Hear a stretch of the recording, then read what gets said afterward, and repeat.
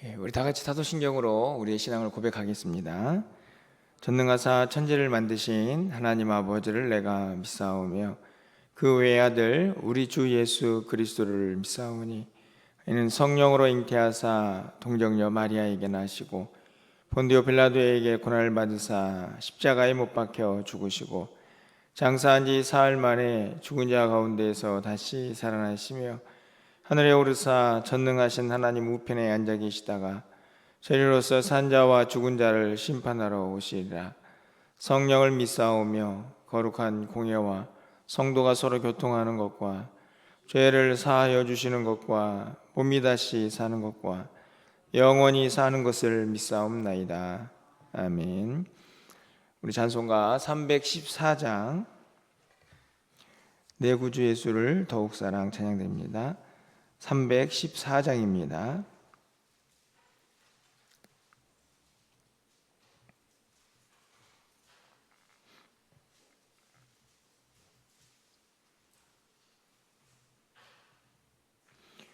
내 구주 예수를 더욱 사랑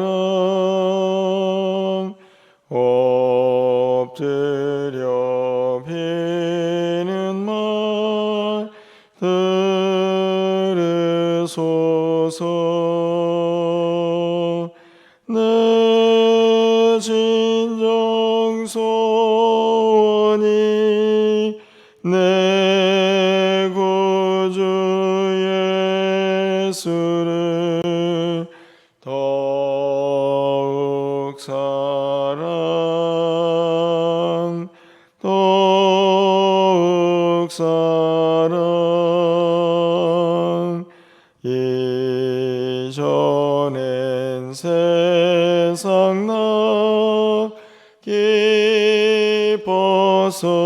기뻤어도 지금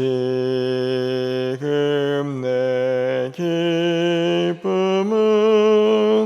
오직 예수.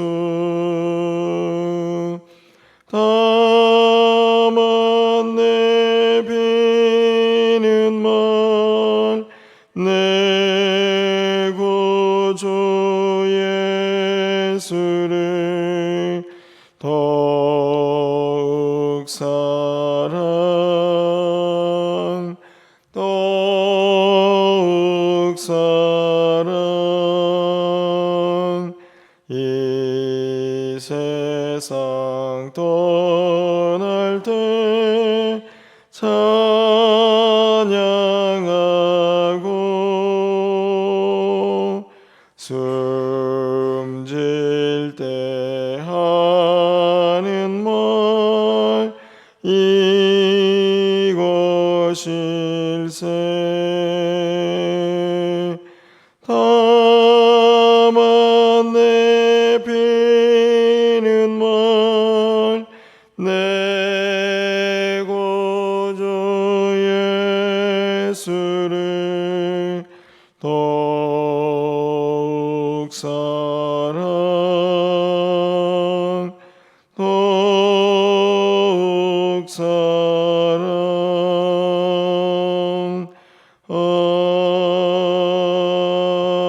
아멘. 오늘 하나님의 말씀은 아가서입니다. 2장 1절에서 7절까지 말씀을 교독하겠습니다. 구약성경 961쪽에 있습니다. 아가서 2장 1절에서 7절까지의 말씀을 한 절씩 교독하고 마지막 7절은 함께 읽겠습니다. 구약 961쪽에 있습니다. 나는 샤론에 수선하여 골짜기에 백합화로다.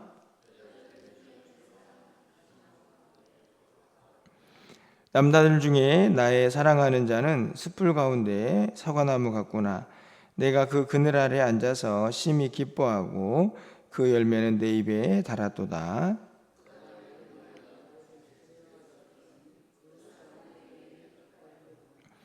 너희는 건포도로 내 힘을 덮고 사과로 나를 시원하게 하라. 내가 사랑함으로 병이 생겼음이라. 7절입니다. 예루살렘 딸들아, 내가 노루와 들사슴을 두고 너희에게 부탁한다. 내 사랑이 원하기 전에는 흔들지 말고 깨우지 말지니라. 아멘. 오늘부터 매일 성경의 순서에 따라서 저희들이 아가서를 이제 보게 됩니다. 우리가 일반적으로 아가서는 솔로몬 왕과 또 술람미 여인의 사랑의 이야기를 기록하고 있는 것으로 우리가 이해를 합니다. 그런데 그것은 표면적인 이제 내용이고 그 안에 있는 구체적인 내용은 뭐 여러 가지 해석들을 하지만 전통적으로는 예수님과 성도의 관계, 더 나아가서는 또 예수님과 교회의 관계를 그렇게 노래하는 것으로 우리가 이해를 하고 있습니다. 여러분들이 아가서를 읽을 때에는 그렇게 큰 그 안에 담겨져 있는 의미들을 좀 생각하면서 함께 읽었으면 좋겠다 하는 생각이 들고요. 내용들을 보시면 알겠지만 이 사랑 고백이 매우 잘 드러나 있고 담겨져 있는 그런 내용입니다. 말씀을 읽으면서 여러분들이 짧지만 며칠 동안의 이 묵상을 통해서 주님이 우리를 얼마나 사랑하시는가 하는 것을 좀 다시 깨달았으면 좋겠고, 또 한편으로는 나는 주님을 향한 사랑이 어떠한가 하는 것도 다시 한번 돌아보면서 우리의 사랑이 다시 한번 회복되는 그런 시간이 되었으면 좋겠다 하는 생각을 갖게 됩니다. 여러분들도 그런 바람을 가지고 말씀도 묵상하시고 또 기도할 수 있었으면 좋겠다는 생각 듭니다. 아가서를 읽으면서 저는 개인적으로 가장 어렵게 느껴지는 부분이 있습니다. 문자적으로는 뭐 그렇게 해석이 난이한 부분은 없는데 이게 누가 한 이야기인가를 이해하기가 쉽지는 않습니다. 쉽게 말하면 이게 남자의 말인가 여자의 말인가 하는 거죠. 이게 솔로몬 왕의 말인가 아니면 술람미 여인의 말인가를 이게 구분하기가 여러분 읽다 보면 쉽지 않다는 것을 이제 알게 될 것입니다. 이 말하는 어떤 대상에 정확한 이해가 없으면 문장이 완전히 다르게 해석이 될 수가 있는 것이죠. 여러분들이 이 부분을 조금 더 주의하고 관심을 가지고 아가서를 읽으면 큰 문제 없이 우리가 해석을 할 수 있지 않을까 생각이 듭니다.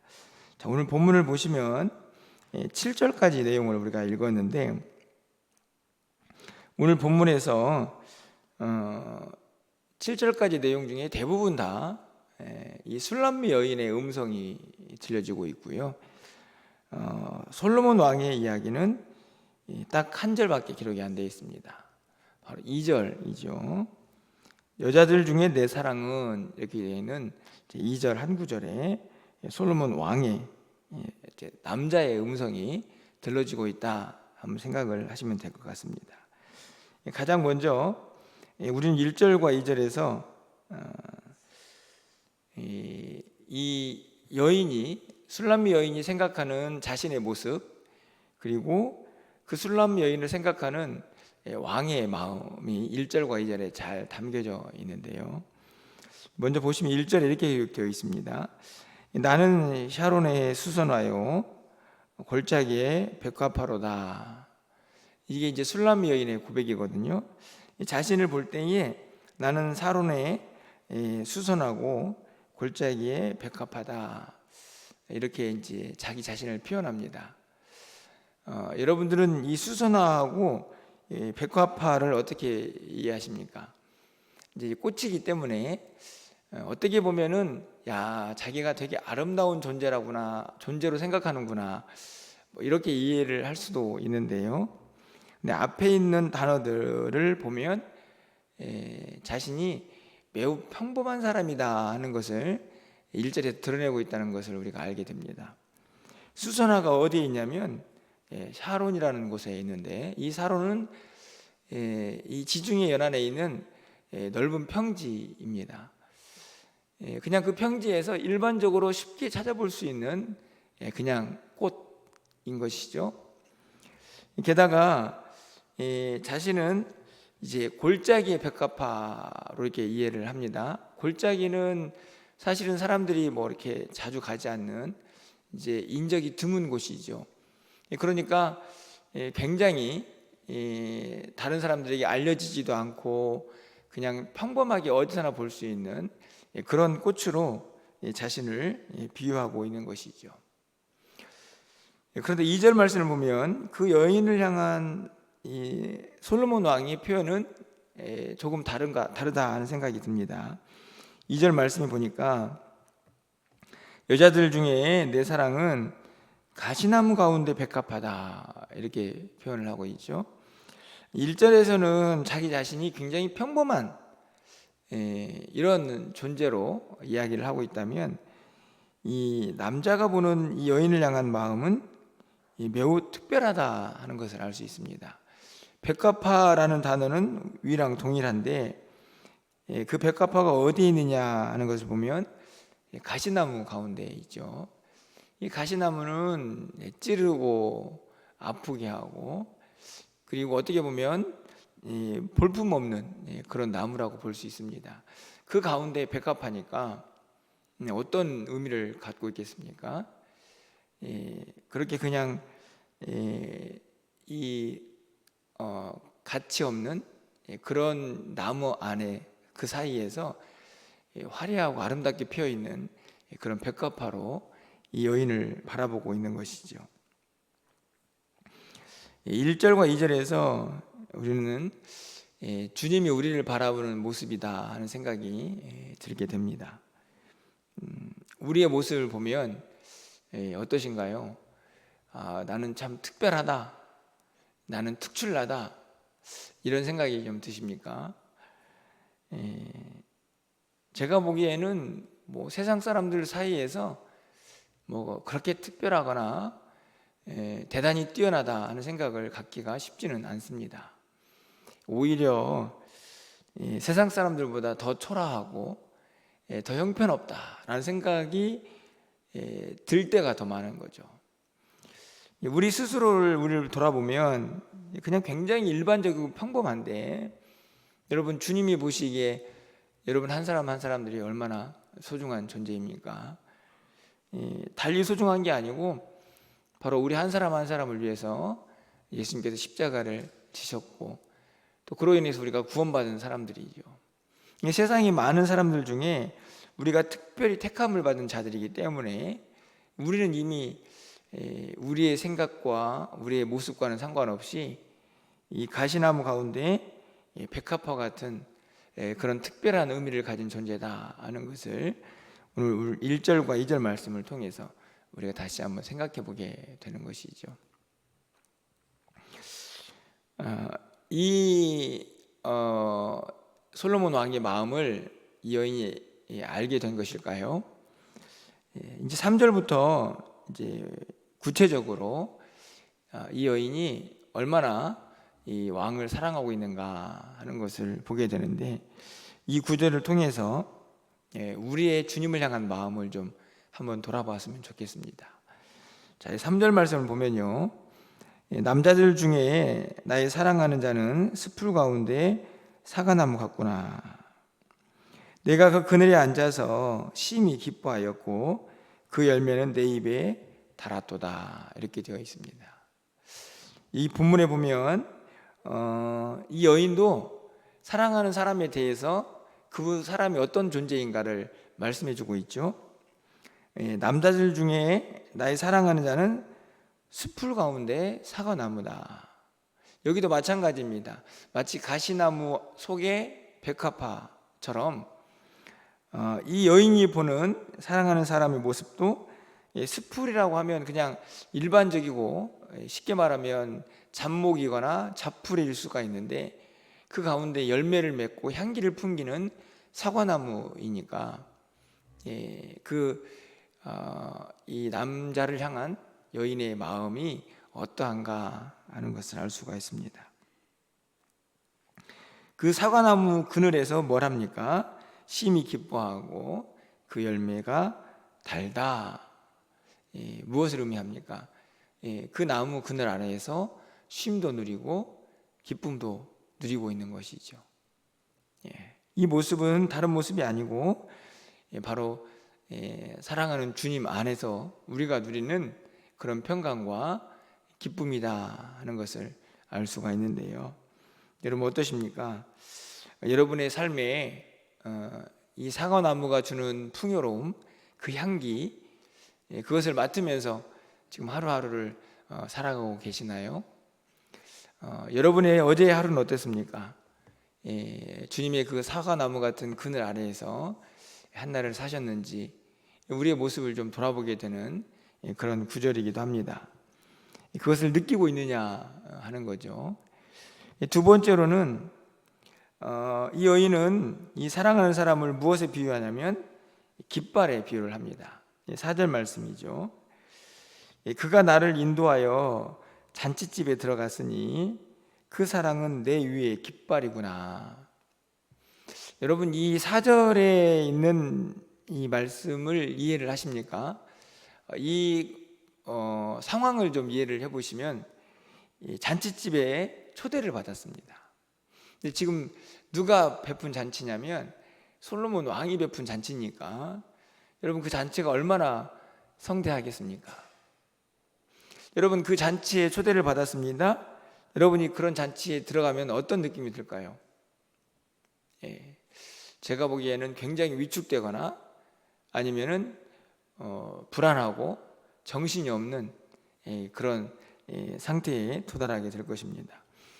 쉽게 예를 들면 여러분들이 대통령이 만약에 잔치를 열고 초대를 받았다고 생각해 보십시오. 어떤 마음이 들겠습니까? 그 잔치가 얼마나 좋냐, 내가 얼마나 그 잔치에서 즐길 거냐. 제가 보기에는 그런 생각보다 내가 그 잔치를 가가지고 그 잔치를 망치는 건 아닌가, 내가 어디에 있어야 하지, 아마 오히려 더 불안한 마음들이 아마 훨씬 더 강하지 않을까 생각이 듭니다. 지금 여인도 마찬가지죠. 그런데 그런 마음의 상태에 그 사랑하는 사람이 어떤 역할을 해주냐면 깃발 같은 역할을 해줍니다. 여러분 이 깃발은 어떤 역할을 할까요? 그 어수선하고 이 불안한 마음의 잔치 집에 들어간 이 여인을 그 깃발이 보호하는 거죠. 그러니까 이 사람은 내가 초대한 사람이다 하는 확신을 주는 깃발입니다. 마치 군인들의 깃발 같은 것이고 똑같은 예는 아니지만 저는 문득 그런 생각이 좀 들더라고요. 여러분들이 만약에 단체 여행을 갔다고 생각을 해보시면 단체 여행을 갈 때 이제 가이드가 있지 않습니까? 가이드가 항상 뭘 들고 다닙니까? 깃발을 들고 다니거든요. 제가 이 사제를 보면서 이 멸류관교회 와가지고 우리 청년부하고 이제 우리 친구들을 데리고 중국에 이 비전 트립을 갔던 그런 기억이 좀 났습니다. 그때 이제 가이드가 저희를 이제 안내하고 저희는 따라다니는 사람이었는데 얼마나 사람들이 많은지 이 만리장성을 갔는데 사람들이 너무 많아가지고 이게 뭐 우리 팀이 누군지도 모를 정도로 막 이제 혼란스러운 그런 상황이 있었는데요. 누구를 항상 보게 됩니까? 뭘 보게 되나요? 가이드의 깃발을 보게 됩니다. 가이드는 똑같이 키가 비슷하지만 깃발은 높이 들면 그 깃발을 통해서 우리를 인도하는 사람이 누군가 하는 것을 알게 되는 거죠.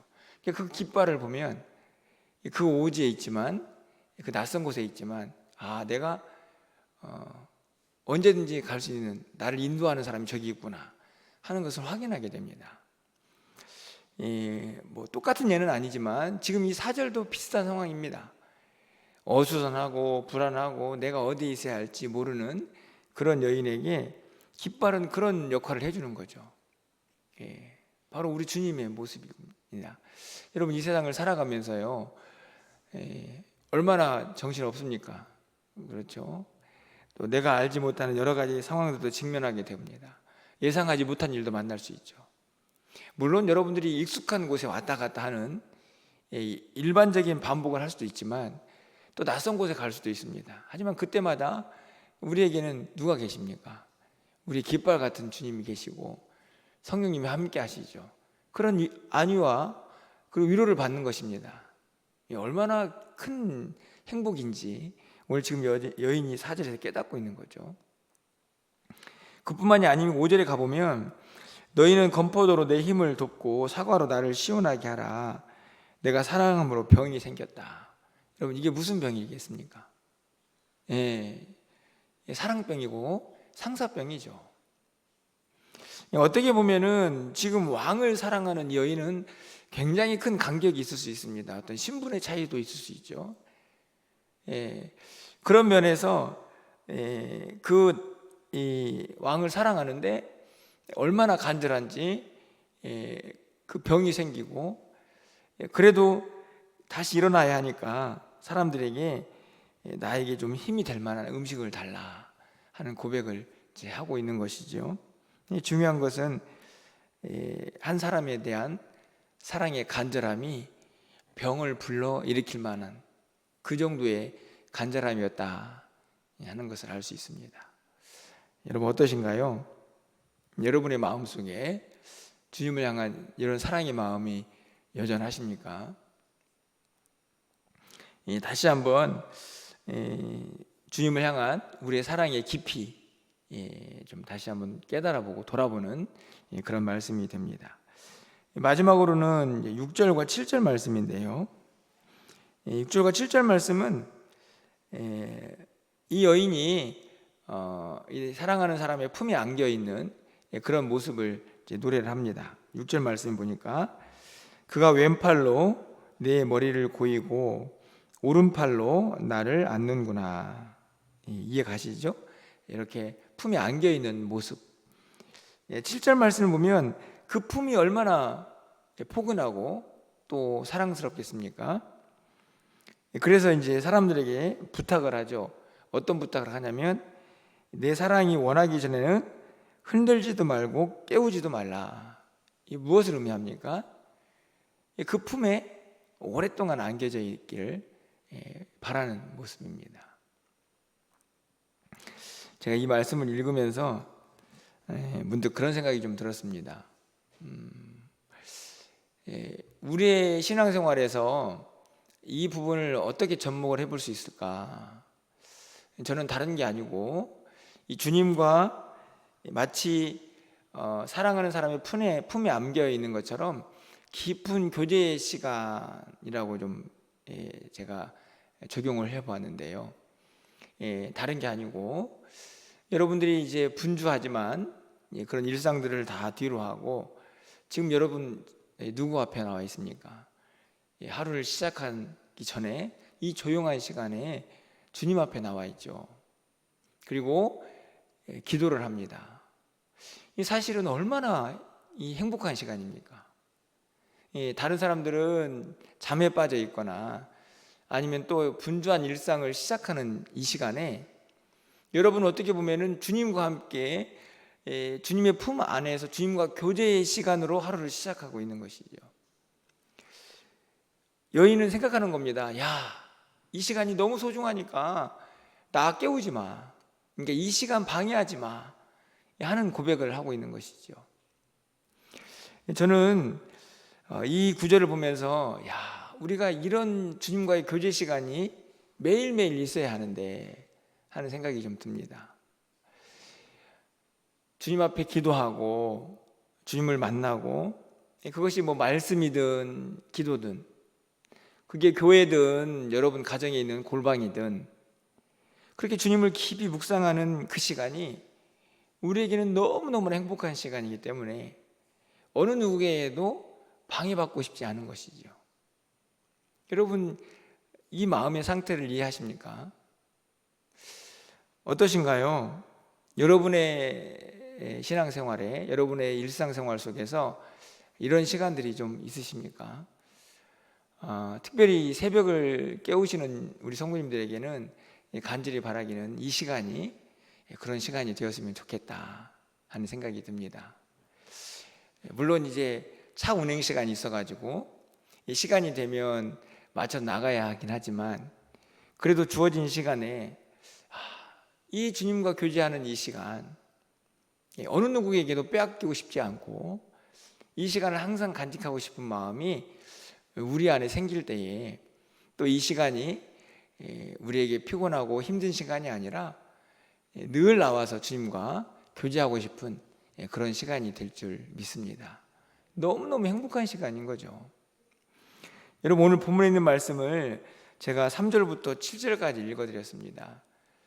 어렵지 않은 내용들이고, 그리고 우리가 충분히 우리의 모습을 돌아볼 수 있는 그런 말씀이 아닌가 생각이 드는데요.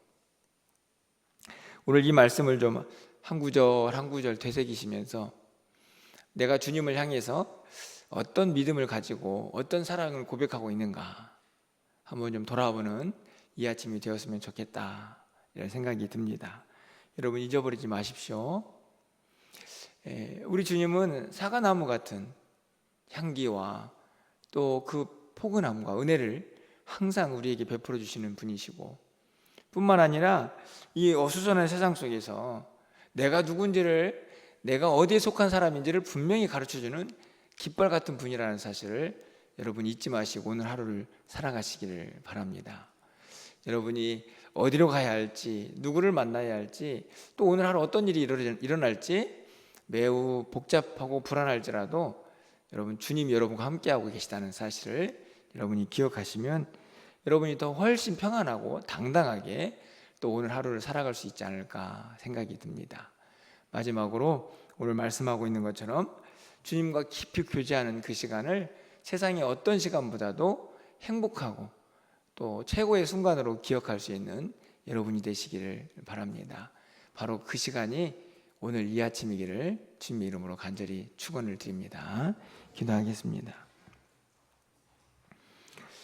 사랑의 하나님, 오늘 술람미 여인의 그 사랑의 고백을 통해서 내가 사랑하는 주님을 또 어떻게 기억하고 또 고백하고 있는지 다시 한번 돌아봅니다. 분주하고 바쁘고 또 한편으로는 불안한 이 세상을 살면서 우리의 깃발이 되신 주님을 항상 기억하게 하여 주시고, 내가 어디를 가든지 나를 지키시고 인도하시고 보호하시는 그 주님이 함께하고 계심을 믿음으로 고백하면서 담대하게 하루하루를 승리하며 살아갈 수 있는 우리 모두가 되게 하여 주시옵소서. 세상의 어떤 순간보다, 어떤 시간보다 주님을 깊이 만나는 그 교제의 시간이 우리의 삶에서 절대로 끊어지지 않게 해 주시고, 그 주님과의 깊은 교제를 통해서 그 큰 사랑을 날마다 마음에 새기며 살아갈 수 있는 우리 모두가 되게 하여 주시옵소서. 오늘도 기도하오니 하나님께서 우리의 마음을 열어주시고 또 하늘문도 열어주셔서 주님과 깊은 교제의 자리에 나아갈 수 있는 복된 시간이 되게 하여 주시옵소서.